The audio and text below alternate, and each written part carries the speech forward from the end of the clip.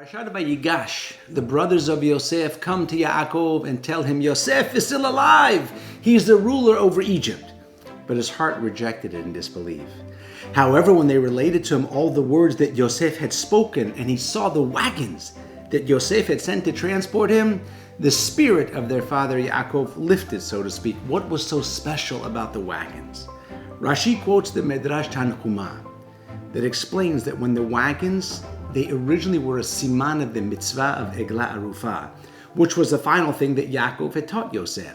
This was the sign that finally convinced Yaakov that his son was really alive. The Darchei Musar asks that Yosef could surely have given any number of proofs that he was not an impostor. Why choose this particular sign?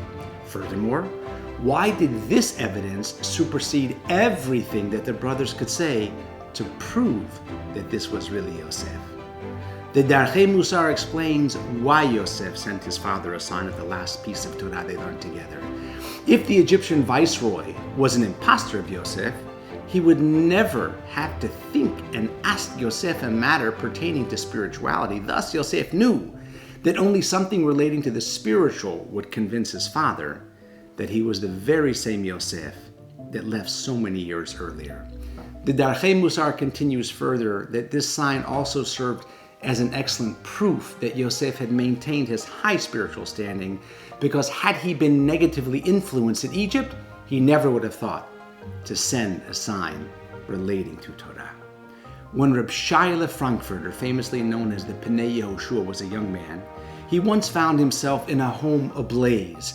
As the room filled with smoke and the flames crept closer to him, he offered a desperate promise to Borei Olam and cried out, "If you save me from this fire, I promise I will dedicate my life to you and to your Torah." Miraculously, he made it.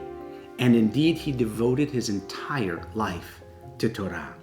The Jewish community of Frankfurt was looking for a Rav and invited the Pnei Yehoshua to their city to deliver a probationary shiur so that they could test his abilities and decide if he was the right man for the job.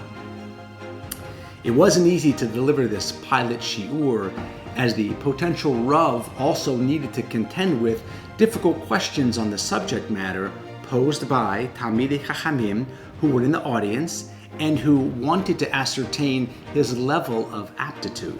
The Pnei Yehoshua prepared a brilliant discourse and was geared up for a variety of difficult questions. Indeed, as he delivered the shiur, the debating began from all sides, and soon the Bet Midrash was roaring as the Pnei Yehoshua calmly answered question after question. After a while of intense debate, all were satisfied, except for two people who refused to back down. They continued to fire one question after the next, unwilling to accept his understanding as truth.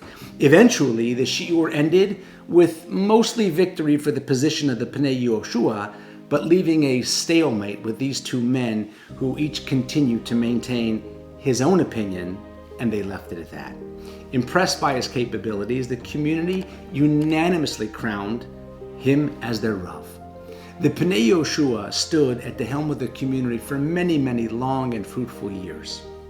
In time, he became old and frail, and lying on his deathbed, drifting in and out of consciousness. Unwilling to forfeit their last precious moments with the Rav, the dignitaries of the community stood by his side, and among the assemblage were the two learned men who disagreed with the Pnei Yehoshua during his trial shiur. They now squeezed their way through the crowd to get a closer glimpse, and noticed that whenever he drifted back into consciousness, he was whispering something, and they were brave enough to ask the Pnei Yehoshua what he was actually saying. The Pnei Yehoshua opened his eyes. "I was told from Shemayim that in a short while my neshama will be summoned to the next world, and I will be obligated to say a Devar Torah. Not just any Devar Torah, but something that I conceived while fighting and learning. I was trying to decide what I was going to say when I realized there is nothing sweeter than the Devar Torah that originated from the time I became the Rav in Frankfurt. The intense arguments between me and the two of you as we struggled to get to the truth in Torah are precisely what makes this Devar Torah most precious to Borei Olam. This will be the shiur that I will say over to the Bet Din Shel Ma'ala. He closed his eyes, and just a few minutes later, returned his holy neshama heavenward. The Pnei Yehoshua had spent his last moments on earth refreshing and reviewing what he had fought so intensely for in his lifetime, as this was what he wanted to accompany him to his Din Torah in Shemayim. It's a remarkable story. From this explanation, we see that the things that occupy a person's thoughts and make up his speech give a very strong indication of his spiritual standing.